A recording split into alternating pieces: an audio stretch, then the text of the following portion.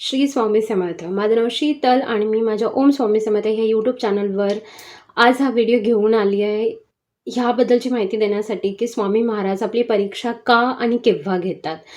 खरं सांगायचं झालं तर हा विषय म्हणजे माझा खूप आवडीचा विषय आहे. कारण मला असं वाटायचं की भगवंत कधी कोणाची परीक्षा घेत नाहीत. त्यांचे ते कर्म असतात अगोदरच्या जन्मीचे, ह्या जन्मीचे, जे त्यांना प्रारब्ध स्वरूपात मिळतात आणि ते भोगत असतात.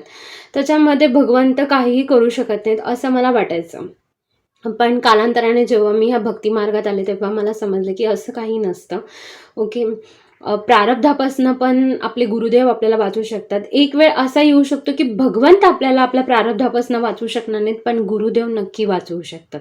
कारण जेव्हा गुरुदेवांची कृपा होते तेव्हाच भगवंतांची कृपा प्राप्त होण्याच्या लायक आपण होतो, त्याच्या काबिल आपण होतो.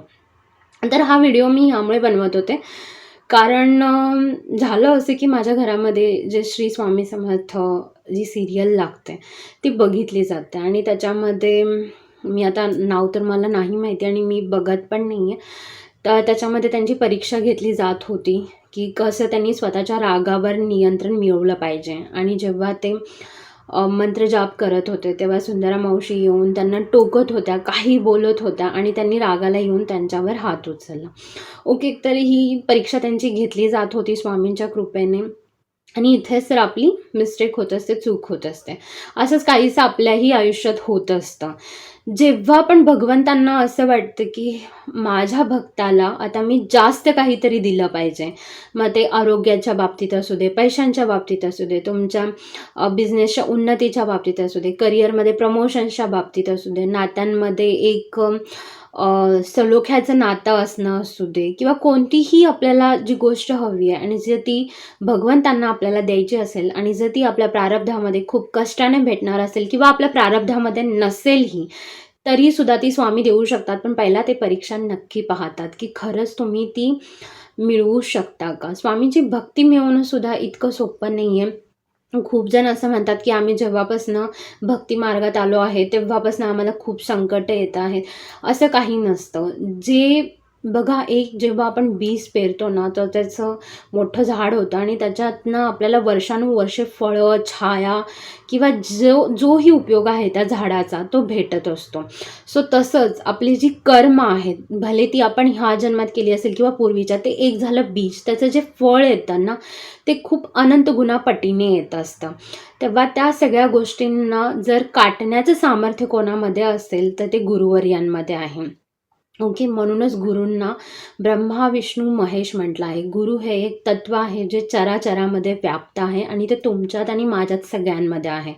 तर स्वामी महाराज आपल्या प्रारब्धामध्ये जी गोष्ट नाही आहे ती पण देऊ शकतात, किंवा जर प्रारब्धामध्ये ती गोष्ट आपल्याला खूप भोगून मिळणार असेल, खूप दुःख भोगून मिळणार असेल तर स्वामींच्या कृपेने ती लवकर आपल्याला भेटू शकते. तर ह्यासाठी परीक्षा ही नेहमीच बघितली जाते. आज जर तुम्हाला लाख रुपये पाहिजे असतील ना तर तुमची सुरुवात होत असते 1 रुपयावर, 10 रुपयावर, 100 रुपयावर. आज आपण खूप मोटिवेशन लोकांचे व्हिडिओज ऐकतो. ते सांगत असतात की एक काळ असा होता की आम्ही फक्त चहा खाऊन जगत होतो, चहा पिऊन जगत होतो, वडापाव खाऊन जगत होतो, किंवा आमच्याकडे एका वेळेच्या जेवणाचेही पैसे नव्हते, राहायला घर नव्हतं, आम्ही रेल्वे स्टेशनवर होतो.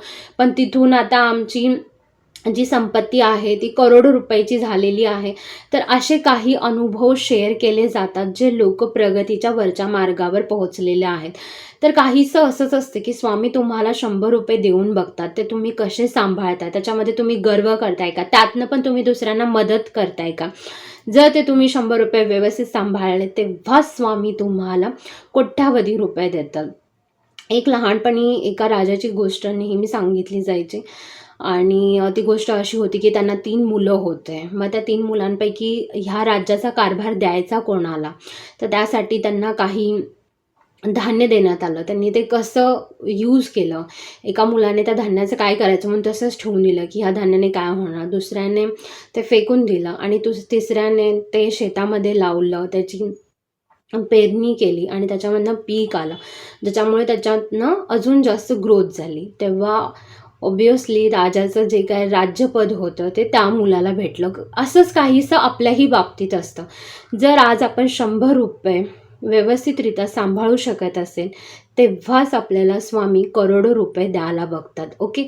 सो ह्या आपल्या परीक्षा असतात की आपण कसे 100 रुपये सांभाळतोय, कसे आपण आपली नाती टिकवतोय, जेव्हा त्या नात्यांमध्ये तुम्हाला असं वाटतंय की रिस्पेक्ट नाही आहे किंवा असं काहीतरी होतंय की जे नाही झालं पाहिजे, पण तरीसुद्धा त्या नात्यामध्ये कधी कटुपणा नसला पाहिजे. देखील बघा, भांडणंही असतात, ओके, मतभेद हे असतात, पण एखाद्या व्यक्तीसाठी वाईट विचार करणे, त्याचं वाईट चिंतन करणे, त्याचं वाईट व्हावं म्हणून असं देवाला मागणे, ह्या जर गोष्टी होत असतील तर तुमच्या आयुष्यात प्रेमळ माणसं, तुमची काळजी घेणारी माणसं, तुम्हाला मदत करणारी माणसं मिळणं कठीण आहे. आत्ता जरी मिळत असतील तर ते तुमच्या पूर्वजन्मीचे चांगली पुण्य असतात. जसे की सुंदराबाई खूप साऱ्या अशा गोष्टी करत होत्या ज्या स्वामींना आवडत नव्हत्या, तरीसुद्धा त्या स्वामींच्या जवळ होत्या. का? कारण त्यांचं पूर्वजन्मीचं ते पुण्य होतं. त्या पुण्याच्या फळामुळे त्या स्वामींच्या सानिध्यात होत्या. नाहीतर स्वामींनी, तुम्ही बघू शकता, चोळप्पा भाऊंची पण परीक्षा बघितली, त्यांना सुद्धा संपत्ती देऊन बघितली की खरोखर त्यांना लोभ येतो का, ते त्या संपत्तीचा कसा उपयोग करतात. बाळप्पा भाऊंची पण त्यांनी परीक्षा बघितली, जेव्हा त्यांना त्या काही सिद्धी प्राप्त होणार होत्या, त्याच्या पूर्वी त्यांना खूप सारे प्रलोभन भेटण्यात आले होते, खूप साऱ्या भीती दाखवण्यात आलेल्या होत्या, पण ते आपल्या मार्गावर दृढ निश्चयाने राहिले. आणि त्याच्यानंतर तर तुम्हाला माहितीच आहे, त्यांना ज्या पद्धतीची भक्ती प्राप्त झाली ती आपल्याला प्राप्त होणं हेच आपलं तरी ध्येय असलं पाहिजे. तर असंच काही स्वामींचं असतं की स्वामी जेव्हा काही तुम्हाला तुमच्या आयुष्यात चांगलं भेटणार असतं किंवा स्वामींना तुम्हाला काहीतरी चांगलं द्यायचं असतं, तर त्याच्या अगोदर ते परीक्षा नक्की बघतात की तुम्हाला थोडे पैसे भेटला, मान सन्मान भेटला, चांगली नाती भेटली, तर तुम्ही कसे त्यांच्याशी वागता. ओके, तुम्ही मोह लोभमध्ये जाता की आज जसे तुम्ही अगोदर होता, सभ्य, ग्राउंडेड, ओके, आता तुम्ही तसेच राहता की परिस्थिती आल्यावर स्वार्थी बनता. हे नेहमी बघितलं जातं आणि त्या पात्रतेप्रमाणे तुम्हाला गोष्टी दिल्या जातात. आज काही गोष्टी जर कोणाच्या चांगल्या चालल्या असतील आणि त्यांचं जर आचरण तसं नसेल आणि तुम्हाला वाटत असेल की तरी पण स्वामी त्यांना देतात, तर ते तसं नसतं. त्यांची काही पूर्वीची कर्मांची फळं असतात, त्यामुळे त्यांना हे सगळं भेटलेलं असतं, पण ते कधी ना कधीतरी संपणार आहे. जेव्हा संपणार तेव्हा त्या परिस्थितीत त्यांना सुद्धा फेस कराव्या लागतात. आणि स्वामींनी